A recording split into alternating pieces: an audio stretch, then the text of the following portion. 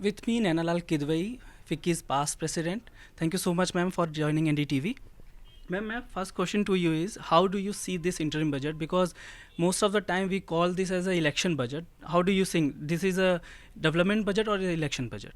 Very clearly a development budget. If it was an election budget, I don't think the finance minister would have said fiscal deficit will be at 5.1%. If you look at what was committed earlier, it was 5.3, and that was quite an improvement from what we would do this year at 5.9. So an election budget would have meant she would have had more money to spend if she had stuck with the 5.3. But she has clearly said fiscal prudence is what is needed. We have to get back on our old glide path to 4.5, and we can do 5.1, and that is what we will do. And it's happened with an increase in capex. So the next thing would have been, let's cut capex, let's spend it on distributing money in programs which would maybe help right away, but may not have been development focused in the longer run. And the capex budget has also gone up 11.1%. And capital expenditure helps everyone. It helps the villager get to market faster. It helps companies take their goods to ports faster, and in fact improves the productivity of the country as a whole. And that saw focus, 3 new economic corridors to move energy, cement, focus on infrastructure, ports. I mean, there was a lot of mention of logistics improvements, railways, railway bogies moving into passenger traffic with the Vande Bharat program. So lots of good news there for logistics and movement of goods and people. Do you think that there should be some relief given to the government, like to the public, in terms of there is reduce in the tax rates, like especially for the public and also in the companies as well? You know, not in an interim budget though. I think to tweak taxes in the interim budget was not an expectation from any of us. Okay. If it is to happen in the next month, 6 months is always welcome. So that we should wait to see. Putting more money into the hands of people to consume always helps demand helps growth. So I'm sure that would be an indication. But right now, if there was an ask, it was to increase consumption at the rural and farmer level. And that can happen in different ways. There was some announcement of farm programs, and farmers don't pay tax. Yeah. So if we can help the farmer to have a better life and to have more funding available in their hands, so they feel good about the savings and they're able to spend it, then that is a positive. And I think the interim budget has some programs, which I've not yet looked at the detail, for the farmer. And for the rural worker and youth, it is about jobs. So whether we look at the green energy front, where there was mention of biomass, so looking at biomass as a source of energy can be a huge rural program for employment, and employment of youth in particular, which in turn again translates to better welfare. We already had the NREGA program, so I'm sure that will continue. If that is going to be enhanced, it may well be in the detail. Ma'am, what do you think about that there is an extension of Ayushman Bharat scheme to Asha workers and now the Nari Shakti, because government has aimed to increase from 2 crore to 3 crore. Important. So important. And I think the backbone of delivery of our health programs in particular, now education, and frankly, even in the areas I work in water and sanitation, the worker who is typically a woman at that village level is critical. And to reward them, take care of them and their health is critical. So extension of any and every program we have in this country to these women workers is critical. They are the war horses for the country. They are the ones who we depend on for implementation. And I can only tell you that the work, for example, we do at the India Sanitation Coalition, which is the NGO which I chair.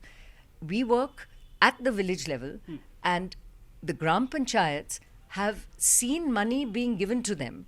From the center goes to the state, from the state to the Gram Panchayat. But that money has not been spent entirely for what it was given for, which is for the water, sanitation programs, also wastewater, look after the ponds. We need to create these model villages, which the ministry has worked with us to get private sector in and told the private sector, we don't need your money. We have the money. Yeah. We want you to make sure the money is spent properly On the so ground. that we can get more model villages. It's called the Lighthouse Initiative. Yeah. So it is these kind of public-private partnerships which are very encouraging to see how this government is looking at these partnerships to ensure that its programs get implemented on the ground. Because we can keep throwing money But it's not at the implement- village, yeah. but if it's not used for what, and it's not like it's being misused, it's just not being used. Used. It lapses. So the absorptive capability of our country comes from the Asha workers. It comes from Anganwadis. the Anganwadis. Yes. It comes from the not-for-profits working down there. It comes from the corporates who are now partnering with government in implementation of these programs. Ma'am, last question, that 94% FM, like Finance Minister said that 94% are satisfied with the GST. Yeah. Do you think that it's like the survey is correct, because lot of industry experts are not very aligned to GST? They still think that GST is very complicated. What do you think? So it's complicated because we have, 4 layers of GST, and the hope was always that we bring it down to 2. It's not an easy program because there are always clarifications that are sought. And the good news is it's working.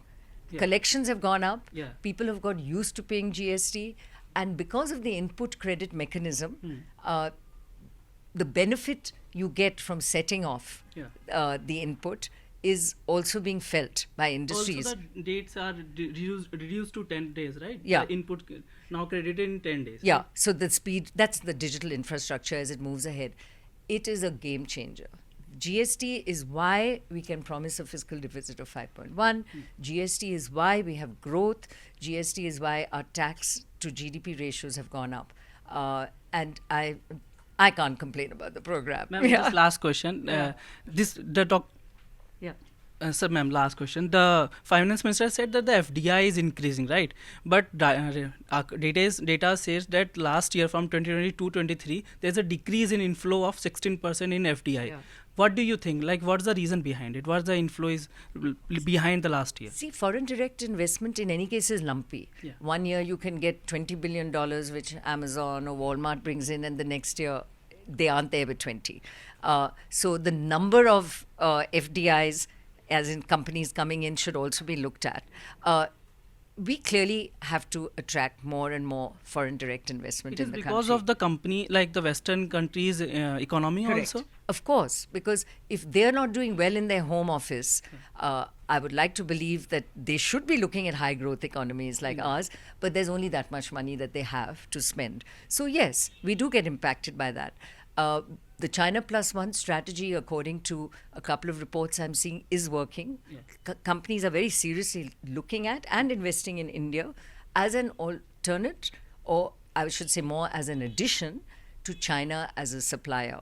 But that money is also going to Vietnam and going to the Philippines and is going to other parts of the world. Mexico has been a big beneficiary, for example. But can we do more to attract that money? Absolutely. And ease of doing business is a high focus. Yeah. Logistics and improvement is got to be a high focus because that improves productivity. And we have to work at it. Some of the FDI numbers, I think, were also captured by private equity, a sector I know well. Private equity has tended not to come for new investment, though. Private equity comes, it takes somebody else out, and then they sell to somebody else who takes it out. So it's really just money Money going changing hands rather than fresh investment. I think what we need to look at, and private equity is important because it helps with that creation of value. But on the other hand, we also need to see new greenfield ventures happening both by Indian industry and by foreign industry. Electronics has been a big success story. Right now, I was looking at the electronic numbers, and that we are an iPhone exporter. Yes. The statistic I saw is that over 50% of the mobile phones we're exporting are indeed iPhones. It's about 35% of our electronic export. So we need more of those, and replacing the import components that go into that. Because we export, but we also have to import to make them. Yeah. And that will come with time. We have to encourage the component manufacturers, exactly like Maruti did years ago. Thank you so much, ma'am. Yeah. Thank you so much. Right. Thanks. Thank you. Thanks.